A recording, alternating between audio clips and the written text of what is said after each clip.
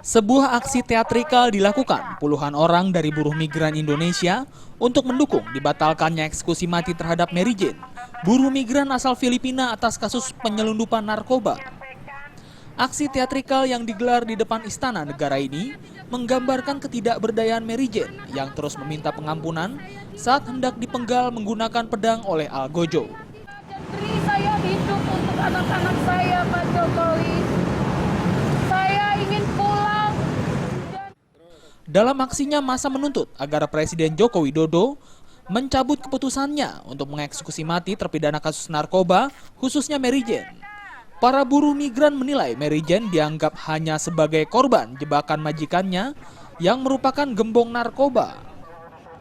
Seharusnya pemerintah Indonesia ataupun pemerintah Jokowi JK harus menyelidiki ataupun mencari si bandar narkobanya itu, yaitu Christina. Namun kenapa pemerintahan kita ini tidak ada upaya untuk mencari Christina, terutama bandar-bandar yang menyebar di dunia, ya, itu. Dan kenapa juga langsung memvonis Mary Jane sebagai tersangka? Padahal sudah sangat jelas-jelas bahwa Mary Jane juga adalah korban perdagangan manusia, itu. Meski aksi berjalan dengan damai, namun puluhan aparat kepolisian menjaga dengan ketat untuk mengamankan aksi tersebut. Dari Jakarta, Sumantri melaporkan.